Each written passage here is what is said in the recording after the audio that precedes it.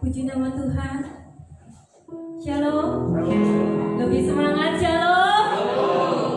Kita pagi ini bersuka cita, amin. Bersuka cita, amin. Wah, ini kita kayaknya wajah-wajah lelah habis liburan ini. Puji nama Tuhan, kita tetap semangat untuk memuji Tuhan, haleluya. Mari kita siapkan hati kita akan memulai ibadah kita pagi hari ini. Mari kita buka hati kita selebar-lebarnya, kita buka pikiran kita untuk Roh Kudus boleh bekerja dalam kehidupan kita pagi hari ini. Mari kita tundukkan kepala kita bersama-sama. Bapa dalam kerajaan surga,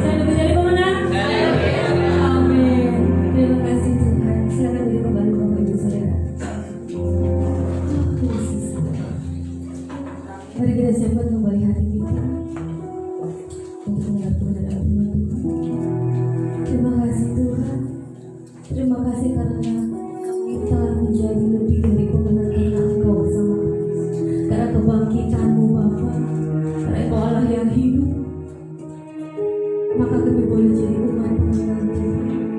Terima kasih Tuhan Yesus. Kami percaya janji-Mu Bapa buat hidup kami tidak pernah lepas dalam hidup kami Bapa. Kami percaya Tuhan kami tidak pernah sendiri, karena Engkau menyertai setiap langkah kami Bapa. Janji-Mu seperti fajar di pagi hari yang tidak pernah terlambat Bapa dalam kehidupan kami Yesus. Terima kasih Tuhan. Terima kasih.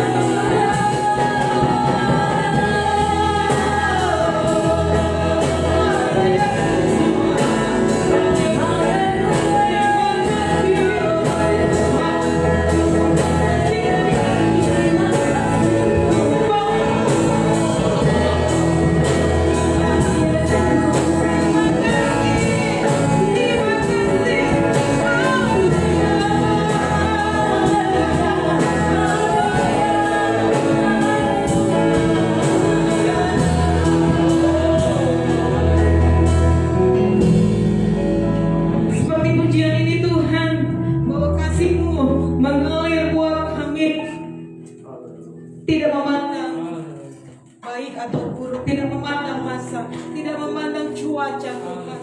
Kami percaya bahwa kuasa-Mu mengalir memenuhi kami semua, memulihkan kami semua.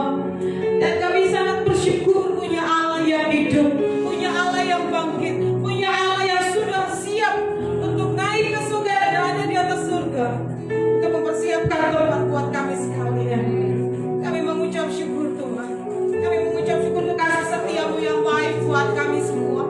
Kami mengucap syukur untuk keajaiban yang Kau lakukan hari lepas hari, sehingga kami hari ini masih boleh sehat. Itu karena anugerah daripada Allah semata.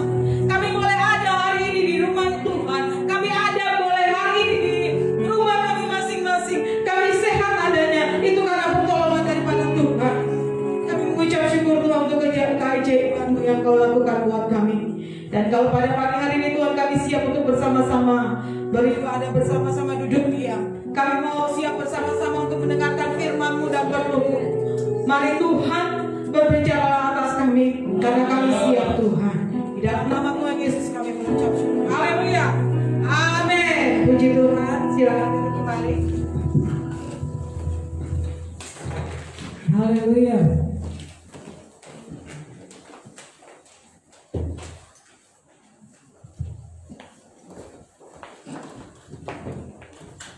Shalom. Kita mengucap syukur kepada Tuhan untuk keajaibannya Tuhan. Amin. Walaupun melanda ya banyak COVID masih ada, tapi kita mau mengucap syukur karena anugerah Allah kita ada di tempat ini. Haleluya.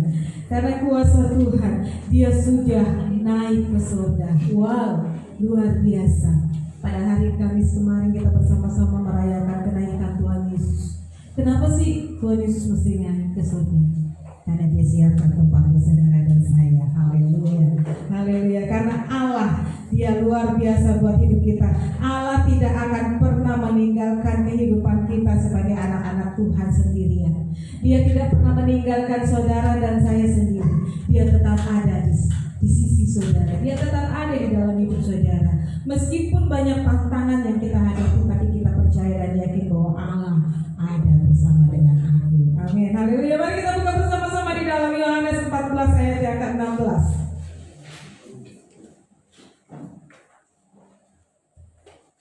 Apa kata Yesus kepada kita sekalian, kepada murid-muridnya pada waktu itu? Dia berkata kepada murid-muridnya bahwa di dalam Yohanes 14 ayat yang ke-16.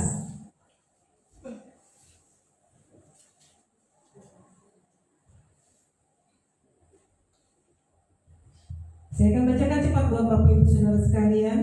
Yohanes 14 ayat yang ke-16. Aku akan meminta kepada Bapa dan Ia akan memberikan kepadamu seorang penolong yang lain, supaya Ia menyertai kamu selama-lamanya. Haleluya. Yesus ketika Dia naik ke surga, Dia sudah selesai di dalam bumi ini, sudah selesai tugasnya. Ya. Di sini berkata bahwa aku akan menyertai engkau, aku akan memberikan, aku akan meminta kepada Bapa untuk Bapa memberikan kepadamu seorang penolong yang lain. Ketika Yesus terangkat ke surga, Dia berkata bahwa tenang murid-muridku, tenang hai saudara-saudaraku, tenang sekalian semua, aku akan meminta kepada Bapa dan Dia akan memberikan kepadamu seorang penolong yang lain, supaya Ia menyertai kamu selama-lamanya. Itu janji firman Tuhan. Tuhan tidak pernah tinggalkan kita sendirian. Tuhan tidak pernah tinggalkan biarkan kita sendirian. Dia setelah Dia naik ke surga, Dia akan siapkan penolong yang lain. Suatu ketika kami kemarin agak mengambil waktu kebersamaan, ya, biasanya ada tim masak, ya. Kami bersyukur sekali, kenapa? Ada penolong dalam kehidupan kami, dalam kehidupan kita bersama-sama fellowship kemarin, ya. Ada yang potongin bawang, ada yang kupas sayur. Seandainya hanya sendirian dilakukan, apa yang terjadi? Yang terjadi lama pastinya selesai. Tapi kalau kita ada penolong yang lain, ada yang membantu, maka itu akan terselesaikan dengan cepat. Nah, Yesus digambarkan dia ketika terangkat ke surga, dia meminta kepada Bapa untuk memberikan seorang penolong yang lain, memberi seorang penolong yang lain untuk membantu kita untuk selamanya. Yesus berbicara di sini sebelum dia terangkat ke surga karena dia tahu bahwa akan meninggalkan murid-muridnya pada waktu itu. Karena selama ini murid-muridnya itu tergantung sepenuhnya kepada Yesus. Murid-muridnya apa-apa Yesus tolong ketika berada di dalam perahu dan ketika ada ombak besar melanda, ya dikatakan, apakah engkau tidak mau menolong aku? Kata murid-murid kepada Yesus, dan Yesus menolong. Ketika mereka sedang mau memberikan memakan 4.000 orang, Yesus juga menolong murid-muridnya untuk memberkati makanan hanya dari 5 roti dan 2 ikan itu.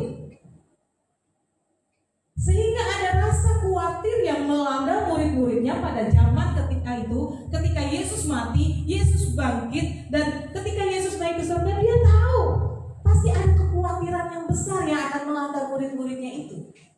Sehingga Yesus berpesan, Yesus berkata kepada murid-muridnya, aku akan meminta kepada Bapa untuk memberikan penolong yang lain kepadamu, menolong engkau selama-lamanya. Kekhawatiran itu juga akan melanda, terkadang timbul di dalam hati kita sebagai orang-orang percaya.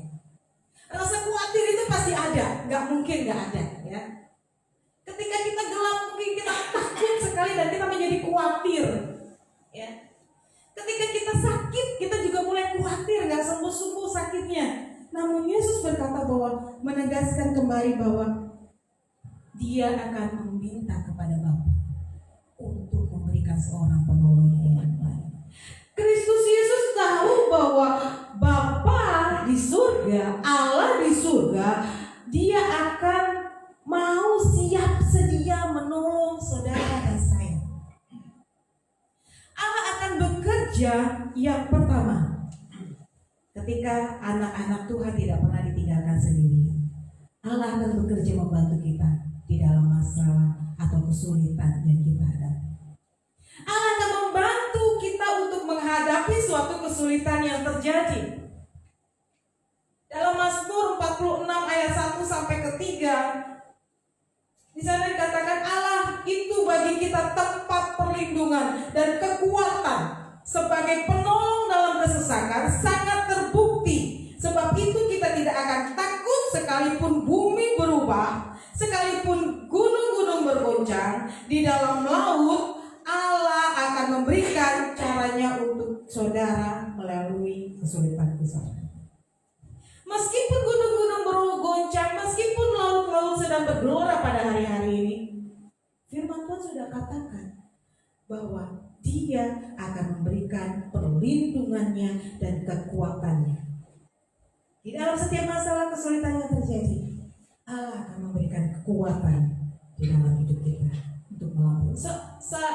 Ketika ada perang kedua pada waktu itu, ya, ada seorang prajurit, dia itu berlari menyelamatkan diri karena semuanya pada mati kawan-kawannya. Dia menyelamatkan diri, dia masuk ke dalam satu goa yang besar dan dia dikejar oleh para sekutunya. Dia itu sembunyi di dalam goa. Dia mendengar bahwa derap kuda datang menghampiri goa itu dan dia hanya berdoa, Tuhan tolong aku, sembunyikan aku di tempatmu yang terbaik. Dan para sekutu ini ada tepat di depan, karena goa itu pasti ada hutan-hutannya, ya. Seorang prajurit ini bersembunyi di dalam goa itu dan dia hanya melihat bahwa ternyata ada laba-laba besar di situ. Laba-laba itu sedang merakit jaringnya. Wah, dirakit jaringnya. Dan sang prajurit ini melihat, menyaksikan, oh, jaringnya seperti itu ya. Oh. Dan seorang prajurit ini berkata kepada Tuhan, Tuhan, aku ini mau dikepung oleh sekutuku. Engkau hanya memberikan laba-laba ini untuk membela aku, hanya sejaring laba-laba ini untuk menutupi persembunyianku. Aku perlu tembok yang besar sehingga mereka tidak dapat menemukan aku. Seorang prajurit itu berkata seperti itu.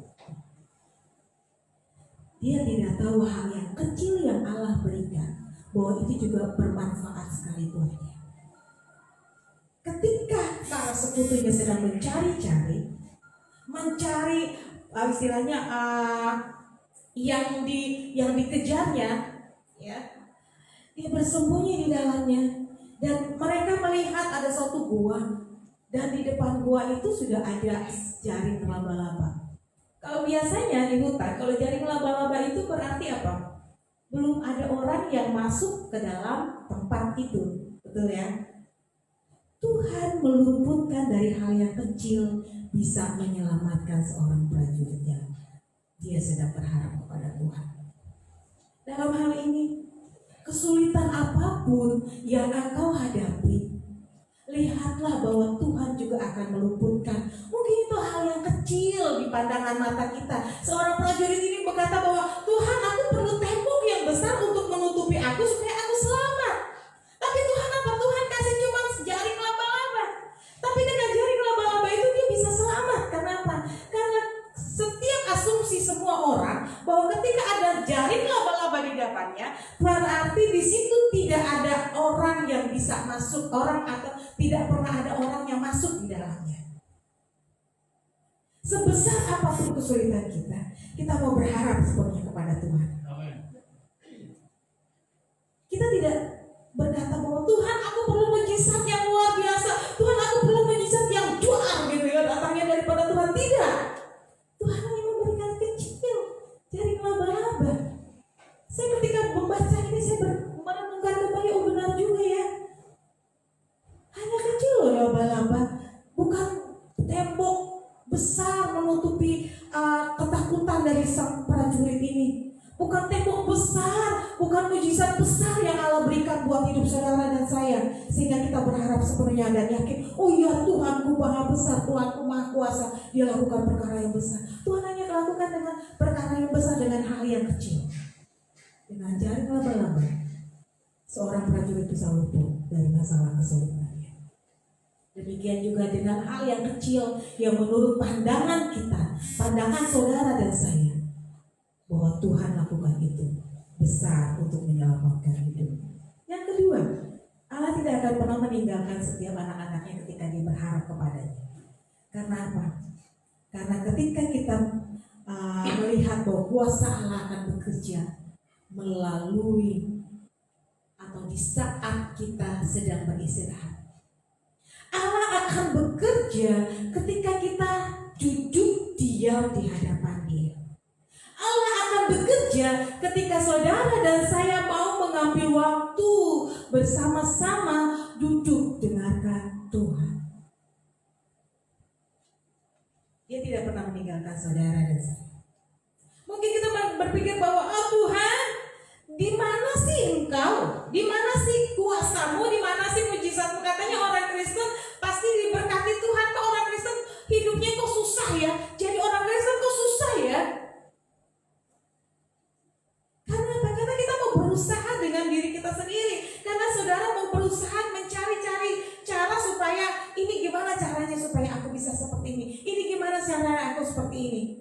Dan Tuhan mau bekerja di dalam kehidupan kita ketika kita duduk diam. Mazmur 127 ayat yang kedua. Mari kita baca sama-sama. Mazmur 127 ayat yang kedua.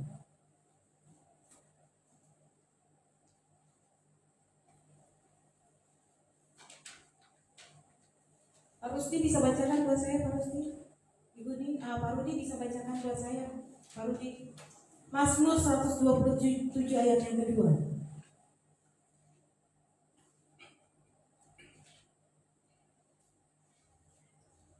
Mazmur 127 ayat yang kedua demikian.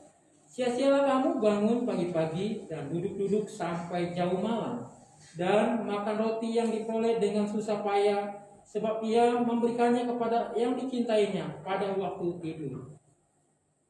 Gitu kan? Sia-sialah bangun pagi-pagi bekerja sampai larut malam, sampai lupa dengan waktunya kita bersyukur kepada Tuhan. Dan firman Tuhan katakan apa? Ia memberkati setiap hidup manusia pada waktu dia tidur.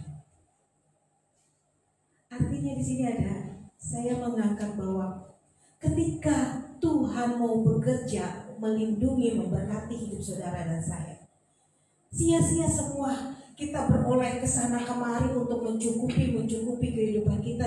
Kita mencari kesembuhan dari sana sini. Kita mencari-cari jalan keluar yang terbaik. Kalau itu menurut kekuatan kita sendiri, itu sia-sia. Tapi ketika kita mau menyandarkan kepada Allah, kita beristirahat di sini ya. Di malam hari kita mau merenungkan bahwa Tuhan akan bekerja ketika kita beristirahat. Tuhan akan bekerja ketika kita tidur. Tuhan akan bekerja ketika kita bersyukur kepada Tuhan. Tuhan, aku udah berserah deh kepadamu. Terserah Tuhan. Tuhan lakukan apa? Ayat di sini menunjukkan bahwa percuma saja bekerja sampai jauh malam. Artinya bahwa kita perlu menyadari bahwa dengan kekuatan kita sendiri kita tidak bisa lakukan itu semua. Banyak tantangan di kehidupan kita lakukan ini itu, ya. Gak usah jauh-jauh. Kita punya masalah di dalam hidup kita cari jalan solusinya. Oh gimana? Kita cari ke teman kita nggak bisa jawab. Keluarga kita tidak bisa jawab. Semua tidak bisa jawab. Tapi apa? Kau harus berdiam diri di hadapan Tuhan, tunduk di hadapan Tuhan. Tuhan, aku berserah sepenuhnya kepada Tuhan. Suatu ketika, satu kapal karam, semua orang meninggal, hanya ada satu orang yang masih selamat. Dia terdampar di satu pulau. Pulau itu pulau terpencil, tidak ada penghuninya. Ya. Pulau itu tidak ada penghuninya. Dia cari ke sana kemari, orang ini cari ke sana kemari, dia jalan ke sana kemari, tidak ada orang satupun di pulau itu. Dia mencari makanan, tidak ada juga makanan. Dia mencari rumah tempat untuk berteduh, tidak ada. Dan orang ini hanya berdoa, Tuhan, tolong selamatkan saya. Tuhan, selamatkan saya. Selama 1 minggu dia berdoa terus, tidak ada mujizat. 1 minggu dia lakukan, dia mulai ada makanan, mungkin buah-buah hutan dia makan atau daun-daun apa, saya nggak tahu, tapi itu merupakan pemeliharaan Tuhan. Tidak ada yang terjadi. Akhirnya dia berpikir bahwa apa yang harus saya lakukan ini? Dia berpikir apa yang harus saya lakukan? Nggak ada siapa-siapa di tengah-tengah laut, satu pulau di tengah laut kecil. Dia mau teriak juga nggak bakalan bisa ada yang dengar. Ya. Orang hutan pun tidak ada di situ. Jangankan orang hutan, monyet pun mungkin tidak ada di situ. Namun apa yang terjadi? Dia mulai berpikir, putar otak, oh ya, aku harus bangun rumah. Dia bangun, dari pohon-pohon, daun-daun pohon, dia rubuhkan, dia bangun itu, dan dia bikin dari api, ya. Pada zaman dulu bisa ya dari batu, dan bisa menyala jadi api untuk dapurnya dia, untuk menghangatkan tubuhnya. Dan ketika dia sedang itu sudah nyala, dia pergi untuk cari makan ke hutan. Dia pergi cukup di dalam hutan itu. Dan ketika dalam hutan itu dia terlalu lama, dan apa yang terjadi ketika dia pulang ke tempatnya lagi, pulang ke pondoknya lagi, apa yang terjadi sudah terbakar luar biasa. Dan terbakar tidak hanya pondoknya, merembet kepada pohon-pohon yang lain. Dan dia merasa kesal sekali kepada Tuhan. Tuhan, aku kesal sekali, aku udah susah, aku sudah terdampar di sini, sudah tidak berdaya lagi, aku sudah berusaha untuk hidup, tapi ternyata aku seperti ini. Dan ketika terbakar luar biasa, pastinya ada apa? Ada api yang besar, setelah api yang besar ada asap yang luar biasa. Ya. Dan ketika dia sedang menangis, dia sedang menyesali hidupnya, ada bunyi kapal romot gitu ya. Dan dia berkata, ketika dia berdiam, duduk, dia menyesali. Tuhan terserah deh, mau Tuhan ambil ya wes ambil, pokoknya terserah Tuhan. Aku udah gak tahu mau hidup gimana lagi, ini hutan udah kebakar. Dan ketika ada satu perahu nelayan sampai kepada pulau itu, dan dia menemukan orang yang terdampar ini, dan orang ini berkata, dari mana kalian tahu bahwa aku ada di pulau ini? Dan nakoda kapal itu berkata bahwa kamu sudah membuat tanda, yaitu dengan asap yang tebal, sehingga kami bisa melihat bahwa di situ ada orang yang perlu pertolongan. Luar biasa. Ketika seorang ini mulai frustasi dengan hidupnya, ketika sudah tidak ada lagi jalan keluar dalam hidupnya, dia mau apa lagi, hutan sudah terbakar, tapi Tuhan meluputkan dia dengan satu kapal yang menjemputnya. Kita melihat di sini bahwa sia-sialah hidup kita kalau kita mempergunakan kekuatan kita sendiri. Tapi tidak pernah sia-sia ketika engkau duduk diam bersandar kepada Allah dan aduh Tuhan, terserah Tuhan. Tuhan mau buat apa? Karena Allah tetap menyertai hidup manusia. Dia tidak pernah tinggalkan kita sedetik pun. Maka dari itu lihatlah bahwa ketika engkau berdiam diri, ketika engkau sedang beristirahat pun Allah sedang bekerja.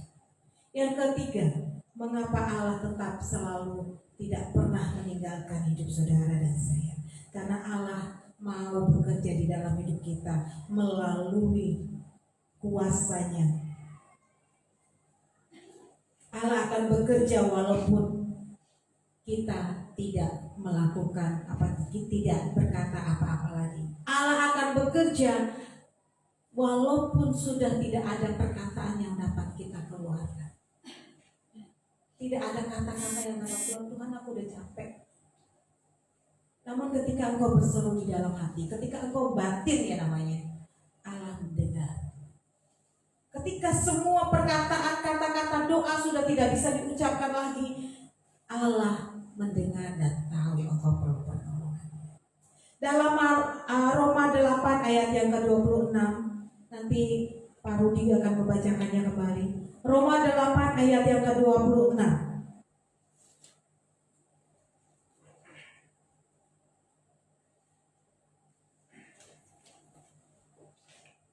Roma 8 ayat yang ke-26, demikian pembacaan firman. Demikian juga Roh membantu kita dalam kelemahan kita, sebab kita tidak tahu bagaimana sebenarnya harus berdoa, tapi Roh sendiri berdoa untuk kita kepada Allah dengan keluhan-keluhan yang tidak terucapkan. Puji Tuhan, seorang penolong yang lain, Roh Kudus, tetap membela, menolong hidup kita.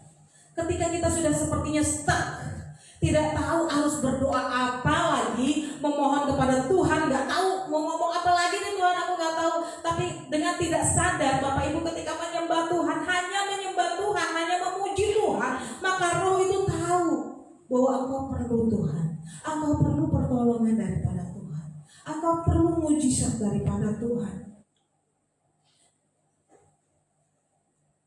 Ayat yang terakhir, nanti Mazmur 145 ayat 18, Pak Rudi tolong bacakan saya. Mazmur 145 ayat yang ke-18.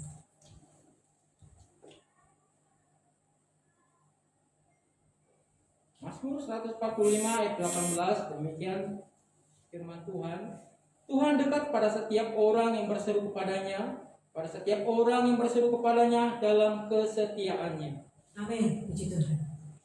Tuhan sangat dekat dengan kehidupan kita. Tadi di dalam Roma 8 ayat 26 bahwa mengatakan bahwa ketika kita tidak dapat berkata-kata apa-apa lagi, tapi Roh tahu. Dengan hanya menangis pun Tuhan tahu. Roh Kudus tahu. Roh Kudus adalah penolong yang setia, dia tahu. Dengan hanya engkau bersandar Tuhan, nggak tahu mau ngomong apa lagi. Dengan air mata pun dia tahu. Karena Tuhan akan bekerja ketika engkau setia. Suatu ketika ada pesawat, ini satu kesaksian daripada seorang yang selamat di dalam helikopter. Pernah ada kejadian jatuhnya helikopter EC-130 di perairan Danau Toba pada tanggal 11 Oktober 2015 yang lalu. 1 dari 5 penumpang daripada helikopter itu selamat. Ketika dia bernama Franciscus Subihardayan. Ya, ini kesaksiannya. Ketika helikopter itu jatuh, mereka berlima lompat daripada helikopter dan mereka sampai di perairan Danau Toba itu. Sebelumnya mereka bergandengan tangan. Mereka berdoa dan mereka berteriak sekuat-kuatnya untuk meminta tolong supaya ada yang mendengar. Tapi karena di tengah-tengah laut Danau Toba tidak ada seorang pun yang dapat mendengar. Bahkan angin pun tidak dapat membawa suara mereka ke daratan. Nah, ketika waktu itu karena sudah capek, Fransiskus ini si Frans ini dia melepaskan. Jadi masing-masing mereka berpencar. 5 orang ini berpencar kanan kiri ke sana, pokoknya ke segala penjuru.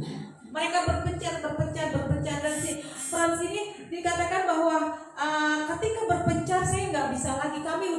Saya berusaha untuk berenang dan dia menemukan sekumpulan eceng gondok waktu itu katanya. Aku melihat eceng gondok di situ banyak dan dia berpikir bagaimana eceng gondok itu bisa terus-terusan mengambang di danau itu. Akhirnya dia melepaskan jaketnya, bajunya, dia hanya memakai dalaman aja, sepatunya dilepaskan. Dia melilitkan tubuhnya dengan eceng gondok itu. Dia melilitkan seluruh tubuhnya dengan eceng gondok dan dia bisa terapung. 1 hari lewat, 2 hari lewat. Dia berseru kepada Tuhan, tolong kami, Tuhan tolong aku, selamatkan aku. Dia berteriak seperti itu, tapi apa? Tidak ada, karena masih di tengah laut, di tengah danau. Tidak ada yang mendengar. Dia mau berusaha berenang, sudah tidak ada daya, karena tidak ada makanan, asupan makan. 1 hari dia berseru, 2 hari dia berseru, dan hari yang ketiga dia lihat bahwa ada daratan dan dia bukan daratan, dan dia sudah sadar bahwa dia ada di atas kapal karet regu penyelamat. Kita melihat di sini ke dalam ketidakberdayaan ketika tidak berdoa pun dia hanya membatin, dia hanya berseru, Tuhan gak tahu deh, aku berserah sepenuhnya, tanpa kata-kata, tanpa lagi pujian, namun dengan yakin bahwa Allah akan memberkatinya, Allah akan menyelamatkannya, dan dia selamat. Jadi dari 5 orang penumpang helikopter ini hanya 1 yang selamat, yaitu Bapak Fransiskus. Bapak Ibu Saudara sekalian, saya mau mengatakan bahwa ketika kita tidak dapat lagi berkata-kata apapun di hadapan Allah, yang ada hanya menangis, percaya bahwa Allah tahu setiap tetesan air. Karena Allah tidak pernah meninggalkan sedetik pun anak-anaknya sendirian. Allah tidak akan membiarkan masalah atau kesulitan yang kita hadapi itu kita sendirian. Allah tahu bahwa kita perlu pertolongannya. Allah juga tahu ketika engkau beristirahat, engkau sudah stuck, engkau hanya berkata, Tuhan tolong. Allah juga tahu bahwa engkau perlu Dia ketika engkau hanya mengeluarkan air mata. Karena Allah, Dia tidak pernah meninggalkan kita sendirian. Saya nggak tahu pergumulan apa yang Bapak Ibu hadapi hari-hari ini, tapi percaya dengan yakin bahwa Allah menyertai hidupmu hari ini. Mari kita tundukkan kepala di hadapan Tuhan. Setiap musim di dalam hidup kita selalu berganti. Ada musim kita diberkati Tuhan. Ada musim ketika kekeringan, namun percaya dan yakin bahwa Allah akan memberkati hidup. Haleluya. Mari kita tundukkan kepala di hadapan Tuhan.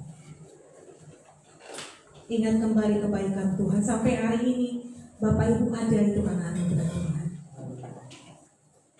Bahwa pergumulanmu di hadapan Tuhan, mungkin engkau sakit hari-hari ini tidak sembuh juga, bahwa itu di hadapan Tuhan. Mungkin ada pergumulan di dalam hidupmu yang orang lain mungkin gak perlu tahu, tapi hanya Tuhan yang tahu bahwa itu di hadapan Tuhan. Tuhan akan selalu menolong hidup kita. Haleluya. Haleluya. Kami bersyukur Tuhan. Engkau yang tahu Tuhan. Engkau akan selalu menolong hidup kami.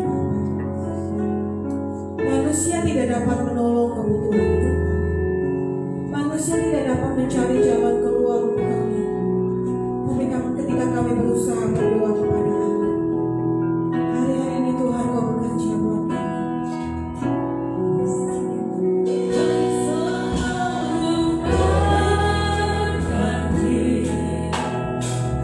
Kasih Tuhan tetap abadi. Turun di udara,